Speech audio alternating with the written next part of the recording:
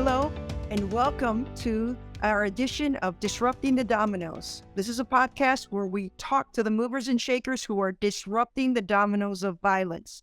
I'm Arlene Lemus, the CEO of PAVE Prevention, Proactive Anti-Violence Education. And we are so super excited.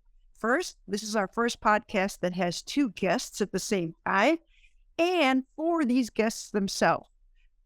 Very inspiring. I'm sure that our listeners and our viewers are going to be as excited as I am about this conversation. So let's get started, and let me introduce our first guest. Our first guest is a licensed public school educator. She has created a classroom-based school-wide program designed to address the needs of children that have suffered from trauma.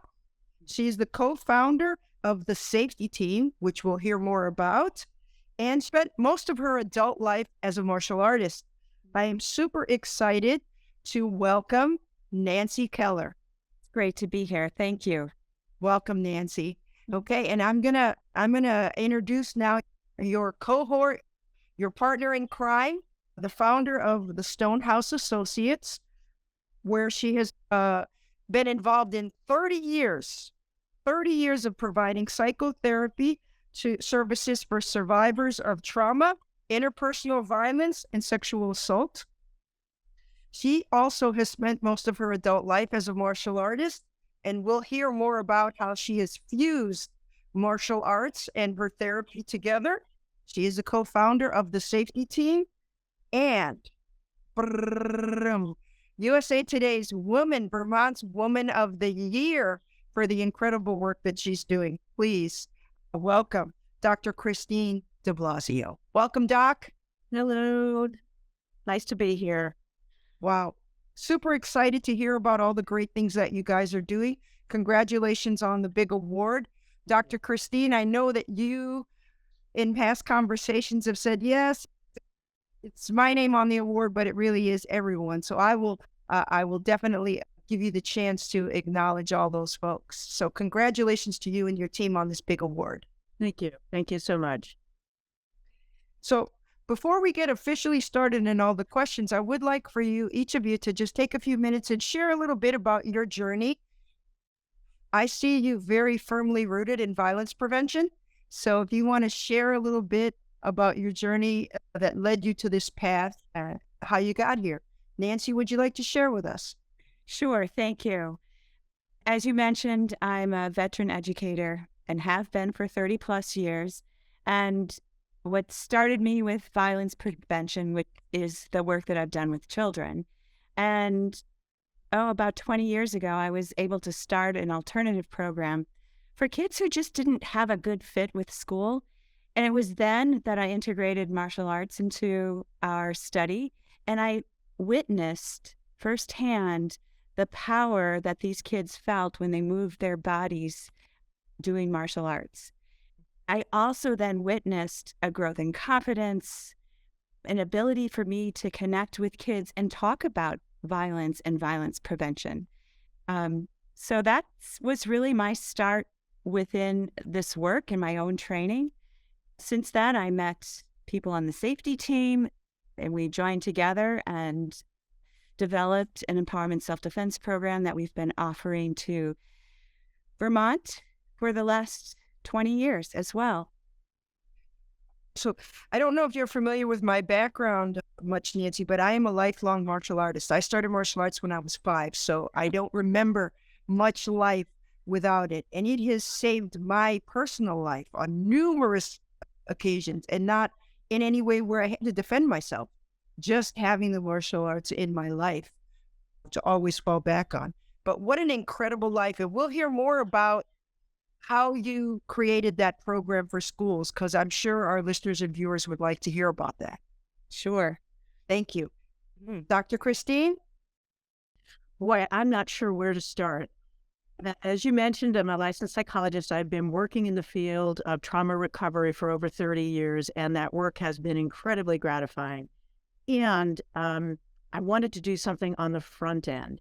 So that's where the martial arts, that's where the Safety Team came in. I started martial arts, 20 plus years ago, because my daughters had been doing martial arts, and it was to be honest, it was free for me to join. So I did. And then I kept going long after they stopped. And so I've taken the martial arts, that training that I've experienced, blended it with what I know from the psychology field, and brought that to the safety team. I have 2 adult daughters, and I so wished that the world would be safer for them at this point in terms of sexual assault. And I am sad to say that it's not. So that is part of what motivates me too, is to make the world safer for myself to walk through, but also for them and all other women and people to walk through this world in a way that they can have the freedom and safety that we all deserve.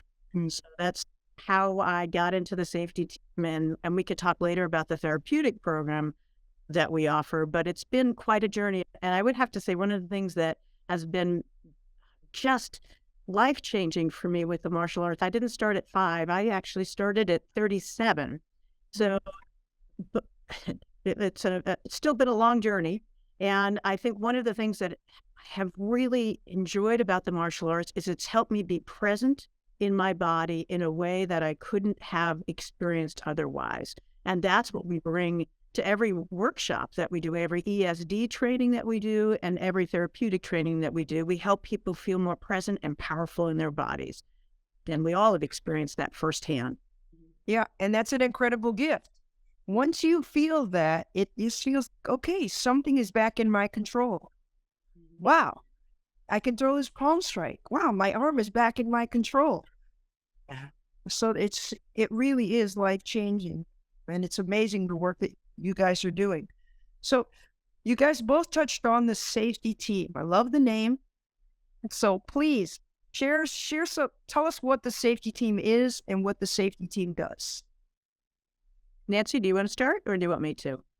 You can start. I was just thinking there was a story around the name as well, the safety team.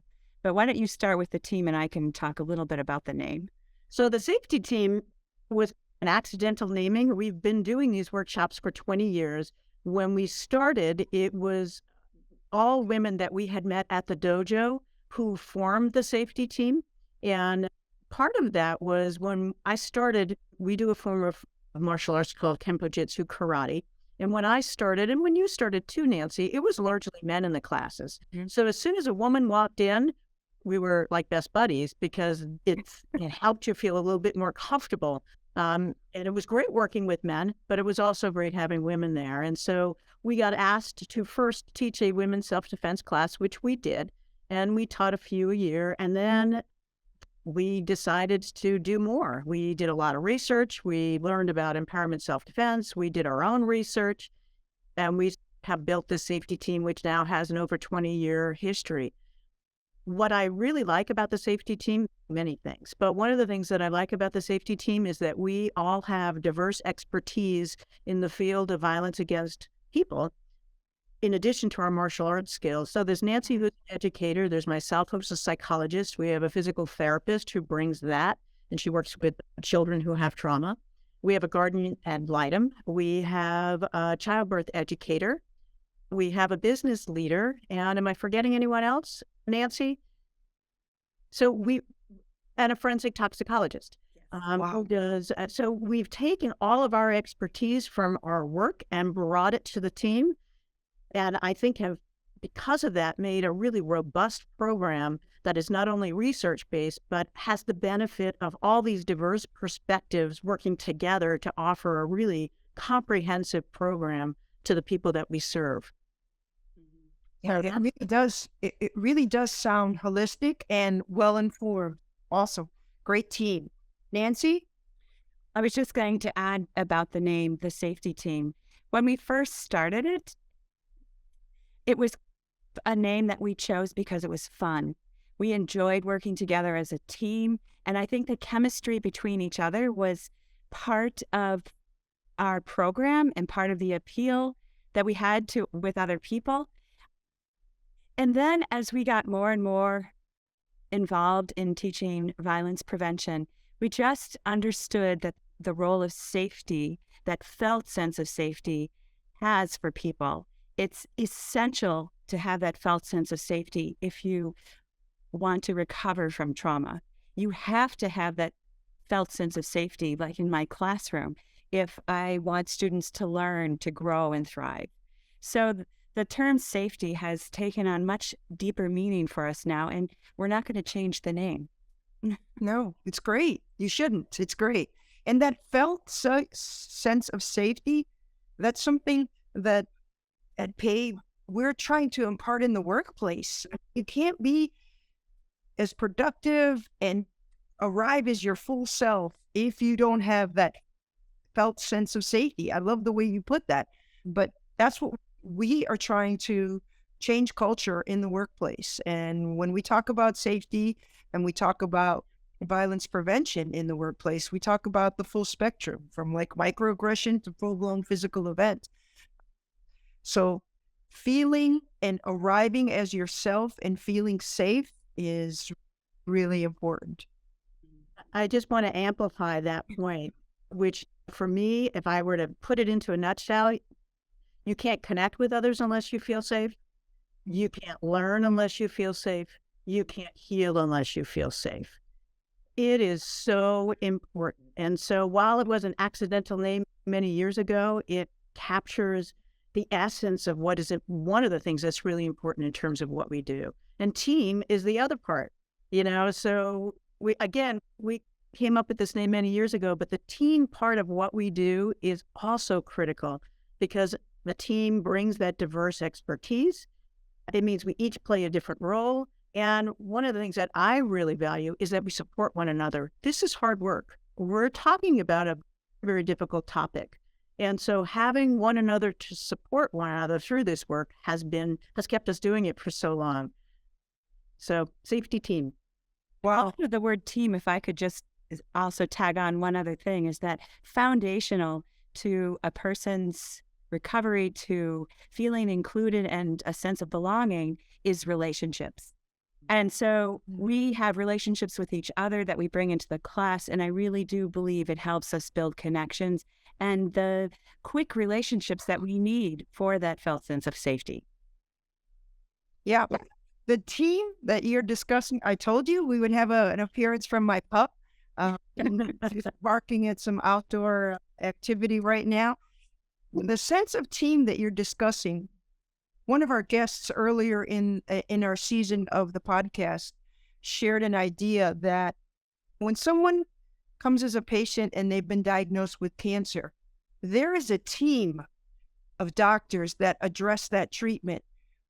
But that's not how we help someone heal from a violent event. There isn't a team that is created to help them work through the trauma that violent event or the prevention of a violent event, like we treat cancer. So it was you discussing the team and then me remembering what Dr. Mary Clyde Pierce said about how she envisioned the best process happening. But yeah, the team concept is beautiful. And as an athlete, of course, at team, I'm go team all the time. So thanks for that. So Nancy, I have a question for you. You are a doctoral candidate on a fascinating topic. So I'd love for our viewers and listeners to hear about this research that you're doing and the study you're doing. Please share. Okay. We might need a little bit more of an introduction from Christine. So I'll give a thumbnail sketch and then turn it over to Christine.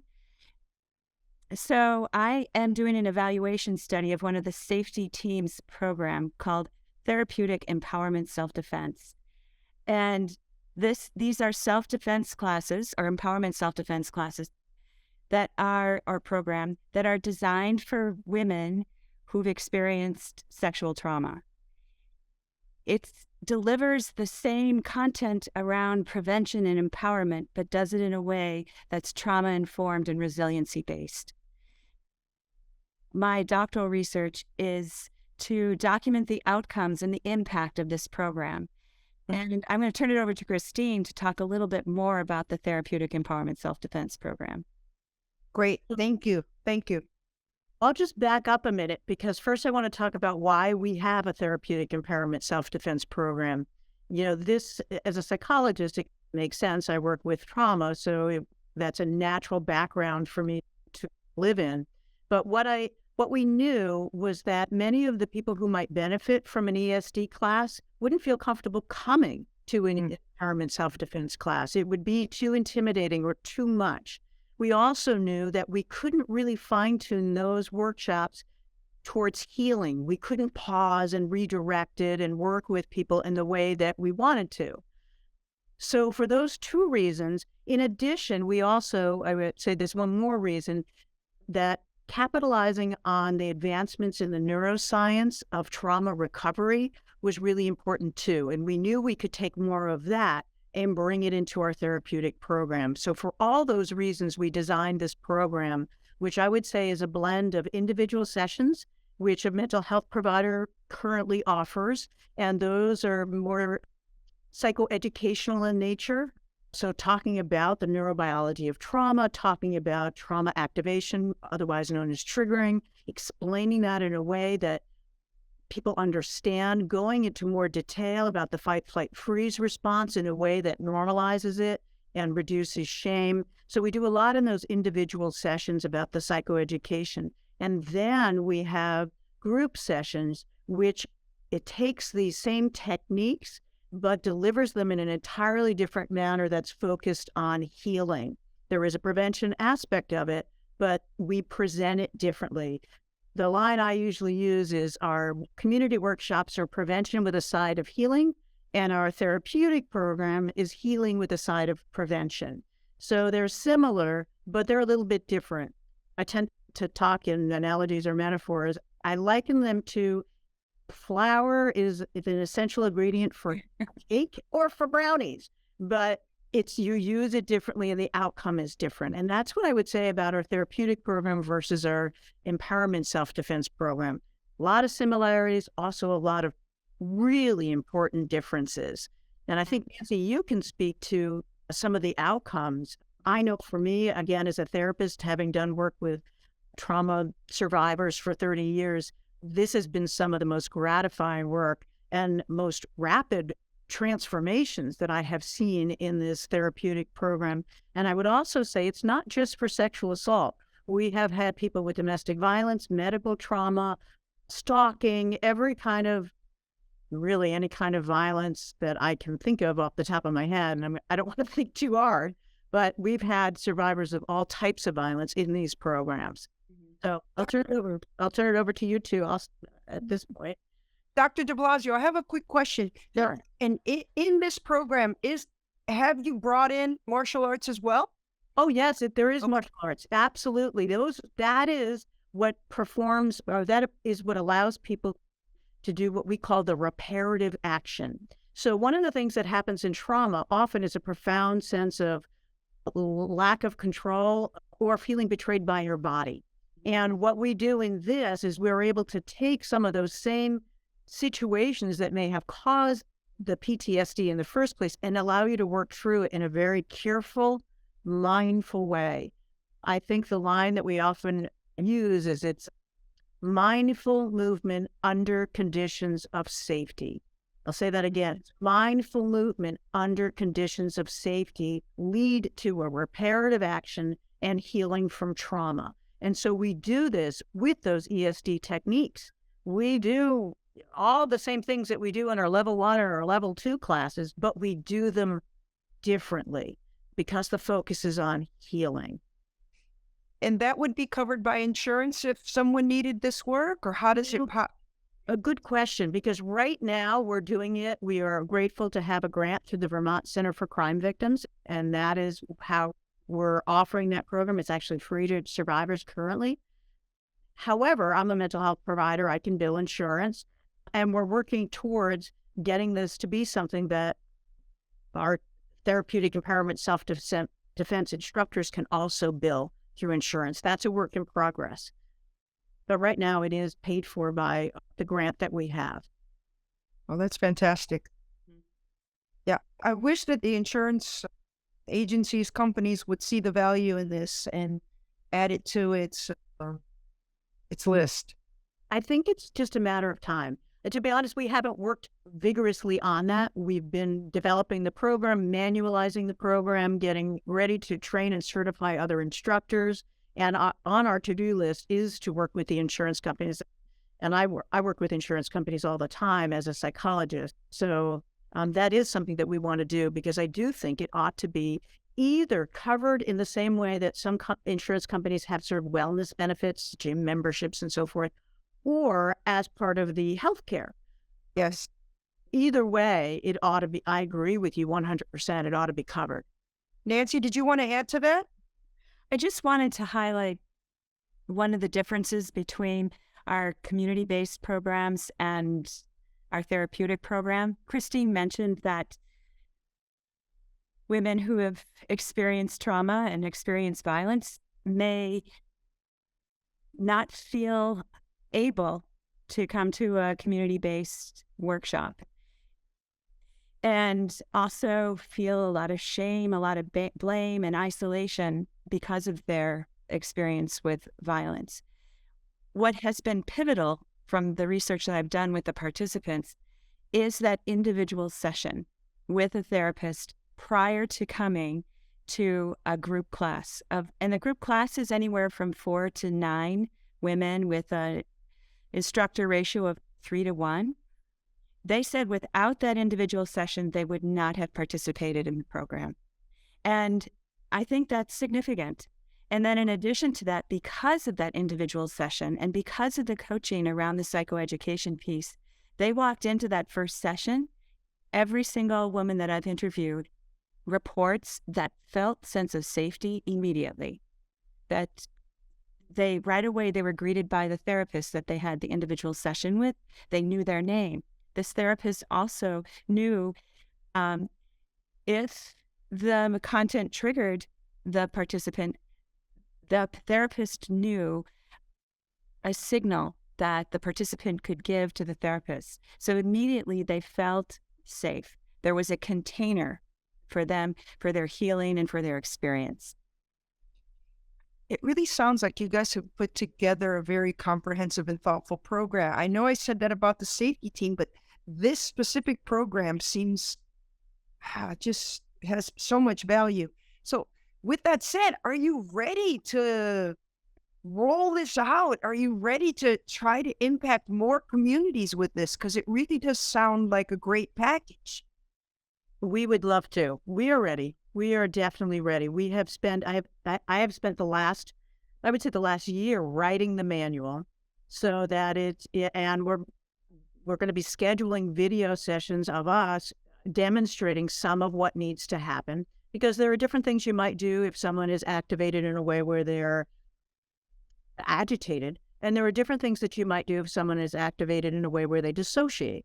And that's important for those people who are working in the therapeutic, those staff who are working in the therapeutic program to know, so that you can best assist someone to then return to the class and move through the experience. What I have seen happen, having done ESD classes for years, I know it helps with healing for some people. And for some other people, they don't even know that they are going to be activated, because the trauma is stored in the right side of the brain. And I won't go into the neuroscience there, but that's not the verbal part of the brain. That's not where the narrative story is. It's stored in the part of the brain that stores sensory information, nonverbal images. So something might trigger them in a way that they don't understand. They didn't even know it would happen. And what the therapeutic program does is it takes it from that right side of the brain and helps move it to the left side of the brain, so that now it has a verbal story, and it is less emotionally loaded, much like a technique called EMDR does in the therapy world, which is a different type of technique that we do in our office when we work with clients. This is a way to actually involve the therapeutic program that we offer, is a way to actually move the body through this, so that that trauma moves from the right side of the brain to the left side of the brain. You remember it, but it isn't loaded in the same way with that emotional intensity. I want to just hop on and give fill in just some of the details around that connection between the voice and the body, like what Christine was talking about. The women that I've interviewed who participated in our therapeutic program, I think almost every single woman would report the importance of connecting her voice with her bodily movements, detailing what it was like to actually hit a pad and shout at the same time, because their body wasn't able to do that when the original trauma occurred. That has been significant in every single conversation that I've had with the women who've participated in our programs. Simple thing, right? Just Right. a simple thing. But it's not simple because just to add what Nancy said, 70% of people who go through a sexual assault or a violence have the freeze response, that tonic immobility. It's a natural neurobiological response that isn't your fault. It is just what our brains do in the service of our survival. So the freeze response happens. What also happens is Broca's area goes offline. Broca's area is the speech area of the brain. So here you are in a trauma, you can't speak because your brain shut down. And it's a natural response that many people don't know. And when they learn that, oh, that's why I couldn't say something. That's why I couldn't respond. And it just reduces that shame. And then you have the reparative action. So you're retraining the brain and the body to work together to use your voice and to use your body to manage that kind of situation differently. So I don't know if I explained that well. Does that make sense? No, you did. You did. That was great. That was great. And thank you for using tonic immobility. I had the opportunity to sit at a lecture for Dr. Hooper out of Massachusetts, and he gave this incredible presentation on how we should try to move away from flight or freeze and use more terms like tonic immobility. So yeah, thank you for using that. The way you all have packaged this and the way you are presenting it, it's just really amazing. And I hope that our viewers and our listeners, are taking note. And those people who are in a position similar to you all, but in other areas of the United States or the world, go, hey, let me contact Dr. Christine. Let me contact Nancy. Let's see how we can move initiatives like this forward in our own community. Are there anything, I mean, you guys got a lot on your plate, but anything you want to talk about that you haven't talked about yet? Any programs or initiatives that you'd like to share? I think our future is training and certification. In the therapeutic program, I think that's a big part of what we want to do because we are a team of 7 who are the professional team and then scores of volunteers, but we can't, and we all have day jobs.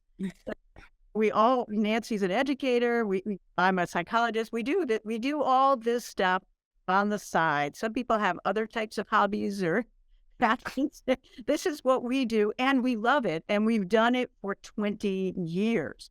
And we would love to train and certify others to multiply the force of the people who can do this and deliver this program, both the prevention and the healing, to all corners of the world. That would be phenomenal. Yeah. Nancy? I think Christine captured the essence of what I would share. I think it was your question earlier about what are the next steps for our therapeutic program or community-based empowerment self-defense program. And that is to share it with others and to reach out and help others prevent violence, to help others heal from violence. So that's what I'm hoping for. Wherever we can support and help, please reach out to us and stay connected to us. There is a question that I ask every guest that comes on the podcast, so I would like to also ask you that question. And this question is, if you could garner the audience of one person or one group that would help move your initiative forward, that you would help move this violence prevention movement forward, who would that be? There's no wrong answer. So we've heard everything from a classroom of 16-year-olds to Michelle Obama. So whoever you think, if you could find that one person or group this would really make a difference. So I can't answer your question the way you asked it, so I'm going to re-ask it myself. Okay. I would say that every single person out there can play a part in moving this forward. And I would like each person to think, I can do something.